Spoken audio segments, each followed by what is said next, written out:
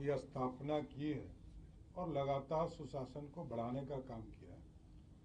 उस कार्य को और आगे बढ़ाने के लिए कई चीज़ों का निर्देश हम लोगों ने दिया है, चाहे वो लॉ एंड ऑर्डर को और बेहतरीन करने की व्यवस्था करनी हो,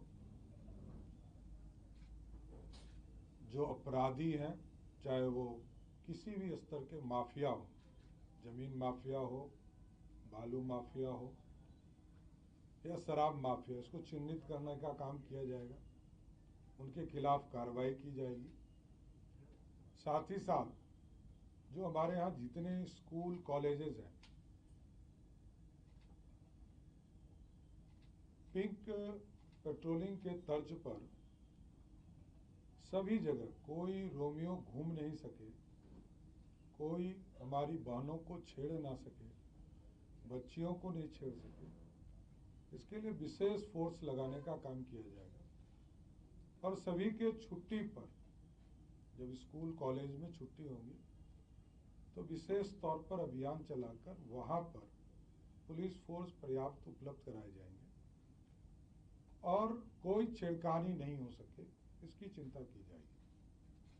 और कई चीजें हैं जो प्राथमिकता है बिहार पुलिस की, सुशासन, अपराधी के खिलाफ कार्रवाई करना, स्पीडी ट्रायल चलाना, ये सारे अभियान पुलिस के द्वारा किया जाएगा। साथ ही साथ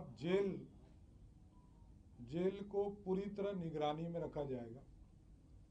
जेल में मोबाइल कैसे जाता है, इसकी पूरी समीक्षा की जाएगी। जेल में खाना किसी भी कीमत पर, डॉक्टर का जब तक सहमति नहीं प्राप्त हो, जेल में पर्याप्त खाना बिहार सरकार देती है और इसके बावजूद यदि जा रहे हैं तो संबंधित पदाधिकारी के खिलाफ कार्रवाई किया जाएगा। इन सब चीज़ों को भी हम लोगों ने केंद्रित किया है।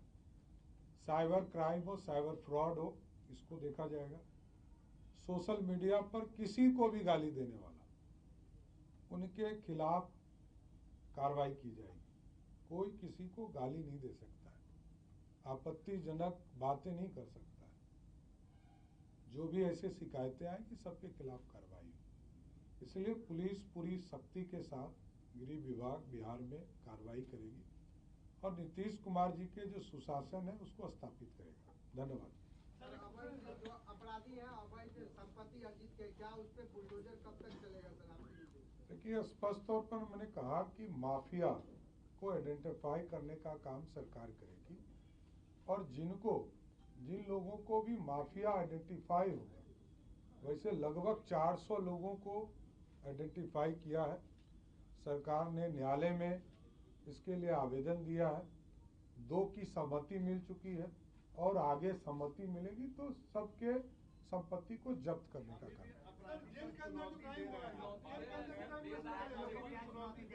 देखिए, मैं बार बार कहता हूं कि ऑर्गेनाइज क्राइम नहीं होने दूंगा। किसी भी हालत में ऑर्गेनाइज क्राइम करने वाले की स्थापना की है और लगातार सुशासन को बढ़ाने का काम किया है। उस कार्य को और आगे बढ़ाने के लिए कई चीजों का निर्देश हम लोगों ने दिया है, चाहे वो लॉ एंड ऑर्डर को और बेहतरीन करने की व्यवस्था करनी हो, जो अपराधी हैं चाहे वो किसी भी स्तर के माफिया हो, जमीन माफिया हो, बालू माफिया हो या शराब माफिया, इसको चिन्हित करने का काम किया जाएगा, उनके खिलाफ कार्रवाई की जाएगी। साथ ही साथ जो हमारे यहाँ जितने स्कूल कॉलेजेस हैं,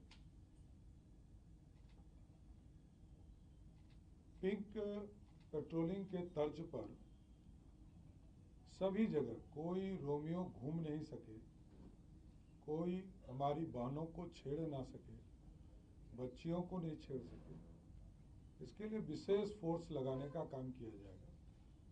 और सभी के छुट्टी पर, जब स्कूल कॉलेज में छुट्टी होगी तो विशेष तौर पर अभियान चलाकर वहां पर पुलिस फोर्स पर्याप्त उपलब्ध कराए जाएंगे और कोई छेड़खानी नहीं हो सके, इसकी चिंता की जाएगी। और कई चीजें हैं जो प्राथमिकता है बिहार पुलिस की सुशासन, अपराधी के खिलाफ कार्रवाई करना, स्पीडी ट्रायल चलाना, ये सारे अभियान पुलिस के द्वारा किया जाएगा। साथ ही साथ जेल को पूरी तरह निगरानी में रखा जाएगा। जेल में मोबाइल कैसे जाता है इसकी पूरी समीक्षा की जाएगी। जेल में खाना किसी भी कीमत पर डॉक्टर का जब तक सहमति नहीं प्राप्त हो, जेल में पर्याप्त खाना बिहार सरकार देती है और इसके बावजूद यदि जा रहे हैं तो संबंधित पदाधिकारी के खिलाफ कार्रवाई किया जाएगा। इन सब चीज़ों को भी हम लोगों ने केंद्रित किया है। साइबर क्राइम हो, साइबर फ्रॉड हो, इसको देखा जाएगा। सोशल मीडिया पर किसी को भी गाली देने वाला, उनके खिलाफ कार्रवाई की जाएगी। कोई किसी को गाली नहीं दे सकता है, आपत्तिजनक बातें नहीं कर सकता है।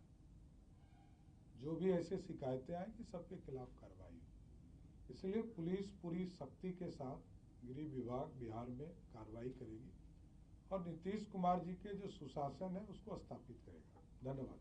सर, अवैध जो अपराधी है, अवैध संपत्ति अर्जित के, क्या उस पर बुलडोजर कब तक चलेगा सर आपके लिए? देखिए, स्पष्ट तौर पर मैंने कहा कि माफिया को आइडेंटिफाई करने का काम सरकार करेगी और जिन लोगों को भी माफिया आइडेंटिफाई होगा, वैसे लगभग 400 लोगों को आइडेंटिफाई किया है। सरकार ने न्यायालय में इसके लिए आवेदन दिया है। 2 की सहमति मिल चुकी है और आगे सहमति मिलेगी तो सबके संपत्ति को जब्त करने का काम।